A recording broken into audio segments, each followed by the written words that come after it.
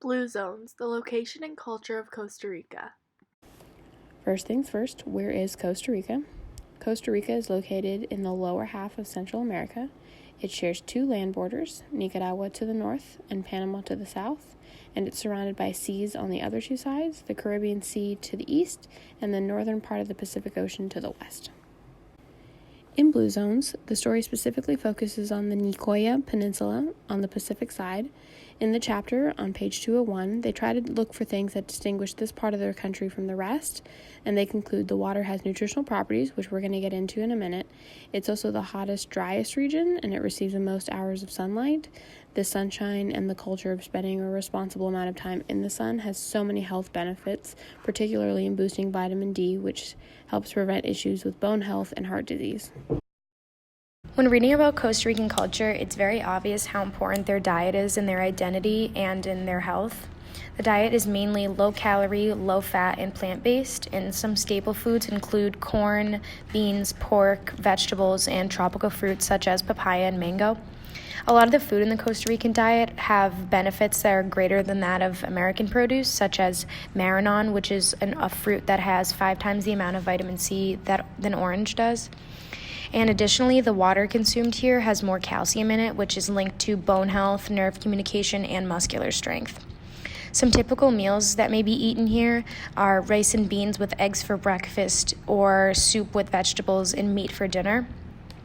And then lastly, in addition to the food itself being healthier, the way that the food is grown is also healthier, as most people have gardens in their backyards where they make their own produce, and a lot of people even raise their own livestock. Costa Ricans are very invested in family life.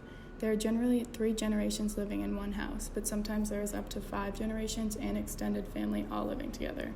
Children usually live at home until they get married. The divorce rate is around 50%, which is similar to the U.S., but many people admitted to living with other people or having children with others without being officially divorced. Compared to the other blue zones, the people of Nicoya are reported to be the most active. It is common for people to walk or bike instead of driving. Costa Ricans have a very strong work ethic, and most people enjoy their work and have a strong drive to provide for their family. The majority of people work in agricultural, tourism, and fishing industries. Most women do not work, but they are seeing an increasing number of women joining the workforce and efforts to improve women's rights. In their free time, the people enjoy going to bars and restaurants in both city and rural areas and like to hike and play outdoor sports. The most popular sports and activities are soccer, baseball, fishing, and surfing. Costa Rican clothing and style is an important part of what makes them so unique. The most noticeable aspect of Costa Rican style is their traditional costume. As with most places, clothing worn by a population usually depends on the region of the country.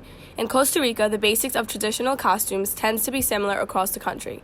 The women are usually wearing dresses or fancy skirts of bright colors with white blouses, while men are generally seen in long-sleeve tops and long pants with cowboy hats. They usually wear white but also like to wear bright colors. Both men and women wear a red cloth tied around their waist. This traditional costume is only worn on holidays and occasions such as festivals and religious celebrations. On a more day-to-day basis, Costa Ricans still take pride in their appearance.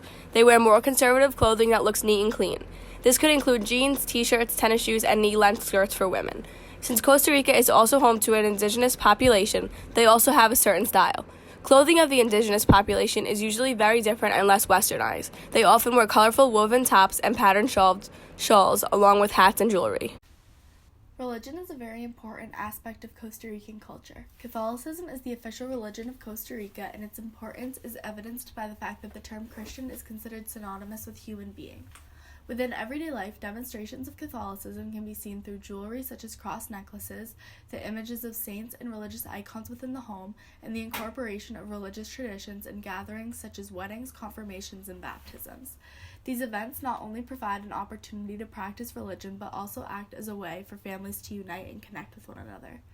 The unifying nature of religion can also be seen in blue zones when a gathering following church in Costa Rica provided an elder the opportunity to cook and provide for his family. Perhaps one of the larger religious demonstrations is the annual nationwide celebration on August 2nd, in which the national patron saint is celebrated through a pilgrimage to a cathedral in Cartago.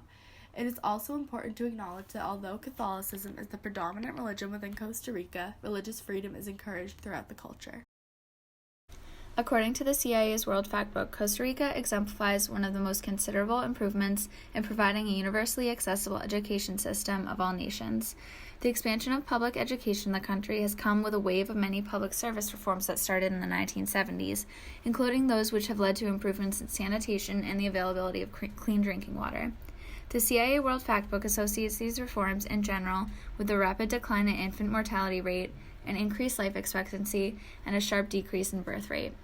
The expansion of education has led to Costa Rica's 97.8% overall literacy rate.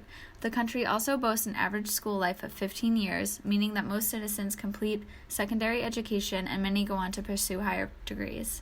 Costa Rica invests a lot in their successful education system, so much so that they rank 11th in the world for education expenditures as a percentage of GDP. Keys to the nation's successful expansion of education include both the encouragement of preschooling and the prestige of higher education. Preschooling is important because it is critical in establishing literacy skills and critical thinking practices early in life, which are key to the development of lifelong learning skills, social skills, and confidence. Post-secondary education is not quite as accessible as the levels of education that precede it, and even the expenses of public universities can be a challenge for students of disadvantaged backgrounds. Nevertheless, enrollment in higher education has nearly doubled as of 2000, and the quality of the university system in Costa Rica has been ranked 23rd internationally, beating out highly educated nations such as the United States and China.